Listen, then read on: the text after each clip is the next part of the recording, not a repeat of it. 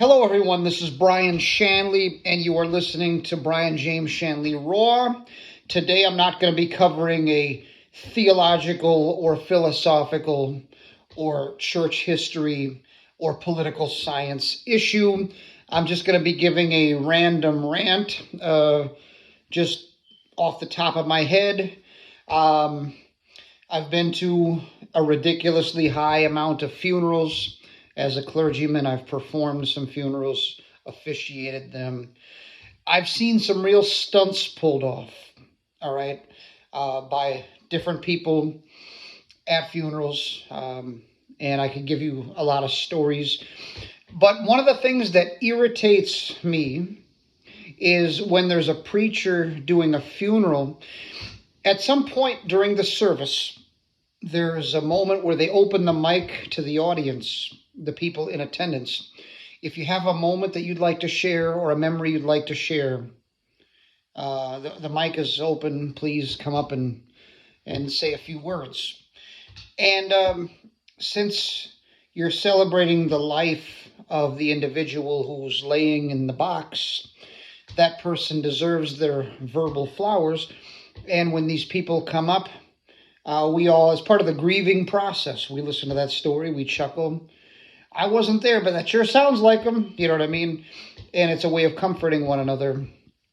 There's a certain kind of preacher who will say, please keep it limited to 2 minutes, or please keep it limited to blah, blah, blah time frame. They will put a constraint on the amount of time that you get to share a memory about a person who's dead.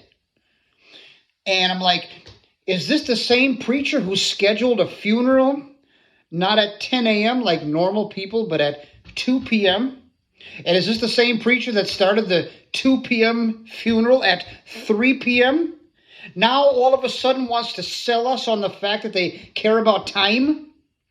And of all the things, if let's say he got a epiphany moment and decides he cares about time, all of a sudden, the day is half over. It's as though you're telling people, there's better things we could be doing right now than celebrating this person's life, so please hurry it up. Of all the things this egocentric mentality of a preacher could possibly cut out of the service, you notice he never cuts short the part where he's speaking, where he's preaching, because many preachers view the pulpit microphone the way that an actor views the spotlight.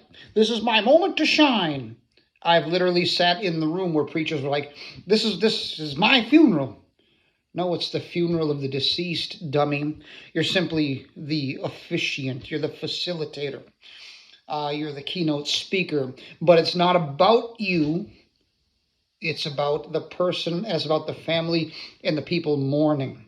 And you are to comfort the afflicted and say some God-honoring, Christ-exalting things about the life and times of this person.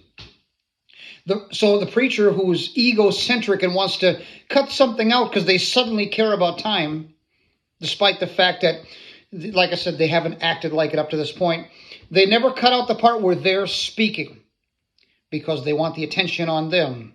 They want to have a show. If they're really a ham, they got a towel and, or whatever. I've even been to funerals where, James Brown would end his concert and two stage people would put a cape on him, like a vampire. You know what I mean? Help me, good God, y'all. And there'll be preachers that want someone to put a cape on them. And like, what am I looking at here? And so it gets to this theatrical thing where you stop thinking about God and about Jesus and about the person who passed from the scene, and you start thinking about the preacher like he's a performer. To me, that's very despicable, disgusting behavior. If I'm going to take a mic and tell a memory about somebody that died that mattered to me, I don't need some nut job trying to tell me, please keep it limited to 3 minutes. If you want to keep something limited, keep limited your speaking part, not the people who are grieving. So whenever I officiate a funeral and I open the mic to let people speak, They get their story out, and I don't care how much time it is. I have been speaking. I was speaking at a funeral once, and this dude was pointing at his watch. Dude, I'm doing your mother's funeral. Your mother, your queen, who gave birth to you, who raised you, who changed your diapers, who sacrificed the best years of her life so you could have chances, so you could work at the major corporation that you work at. She did that. Let me give her a couple of words. You know what I mean? But I did not cut any corners. I don't believe in cutting corners, especially if it's going to disrespect somebody who's dead, and especially if it's going to wrongfully and illegitimately exalt a mere servant. Jesus Christ said, I did not come to be served, but to serve. And if more preachers would have the mentality and the values of a servant, the church would be in a better place, and consequently, the community that the church exists in would be in a better place also. That's all that I have to say. That just randomly popped in my head because not that long ago I was at a funeral, and they said, we're going to come up to the mic and do memories for this person. Tell a story about them, but please keep it limited to blah, blah, blah. And the moment I heard the preacher say that, there's a small part of me that wanted to choke him. I love you all. Thank you for following Brian James Shanley Raw. I'll come with something deeper next time, but hopefully this was entertaining. Yes, I shaved the head bald.